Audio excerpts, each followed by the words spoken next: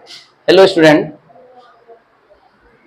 आज हमने class 10th की कुछ एपी के क्वेश्चंस लिए हैं, जिसमें जैसे कि आपने देखा है, लिखा भी देखा होगा कि सीबीएसई बोर्ड 2015 के क्वेश्चंस हैं ये। तो सीबीएसई बोर्ड को ध्यान में रखते हुए हमने इस क्वेश्चंस को लिया है। तो ये क्वेश्चंस सीबीएसई बोर्ड के पर्पस से बहुत इंपॉर्टेंट क्वेश्चंस हैं। तो चलिए इसको हम सॉल्व करते हैं आज। तो जैसे कि हमारे पास में क्वेश्चन दिया हुआ है कि मिडिल टर्म्स ऑफ एपी को फाइंड करना है, और कह रहा है कि जिसकी एपी कुछ इस प्रकार से दिया हुआ है। तो ए हमारे पास में क्या है, 6 है, A2 हमारे पास में 13 है, और जो लास्ट टर्म होता है ना, एपी के जो लास्ट टर्म होते हैं ना, वो क्या होता है, वो an के बराबर होता है। तो an जो है हमारे पास में वो कितना दे रखा है, 216 दे रखा है। तो हम क्या करेंगे, सबसे पहले d फाइंड करेंगे।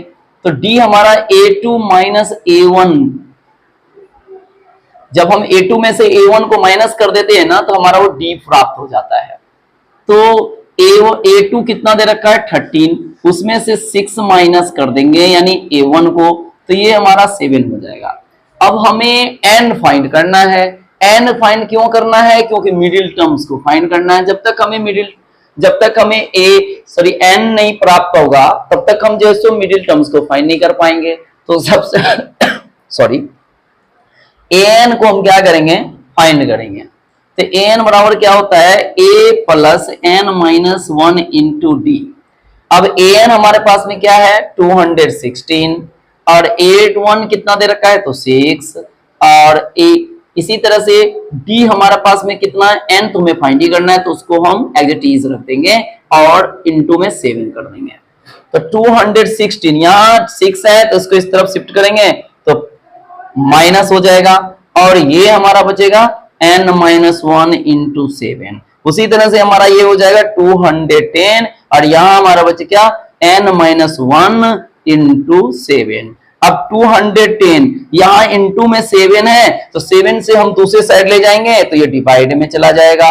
तो n माइनस 1 यहाँ बचेगा, 7 से इसको हम डिवाइड करेंगे, 7 3 30, 1 0, तो यानी 30 है ना।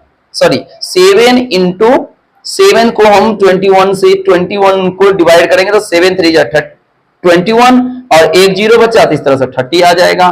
तो इस तरह से तो n माइनस 1 इक्वल टू हमारा कितना प्राप्त हुआ, 30।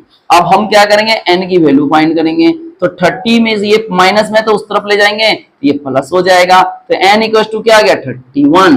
अब हमें कह रहा है, क्वेश्चन क्या कह रहा है कि मिड टर्म को फाइंड कीजिए। तो यहां हमारा जो वैल्यू निकला है, n की वैल्यू जो निकला है वो हमारा क्या निकला है, ऑड नंबर, यानी 31 इज अ ऑड नंबर। ये हमारा कौन सी नंबर है, ऑड है। तो ऑड है, तो ऑड के लिए हमें मिडिल टर्म्स को निकालने के लिए हमारा फॉर्मूला होता है, मिडिल टर्म्स को निकालने के लिए हमें फॉर्मूला होता है n प्लस 1 अपॉन में 2 होता है। तो कुछ इस प्रकार से हम क्या करेंगे, n के जगह पे हम n की वैल्यू रखेंगे। तो n हमारा आया है 31, और उसमें 1 ऐड करेंगे तो हमारा ये हो जाएगा 32 अपॉन में 2। तो इसको डिवाइड करेंगे तो 16 आ जाएगा। तो ये हमारा जो ये जो हमारा वैल्यू निकला है वो हमारा मिडिल टर्म्स निकला है। तो इस तरह से हमारा सॉल्यूशन हो जाता है।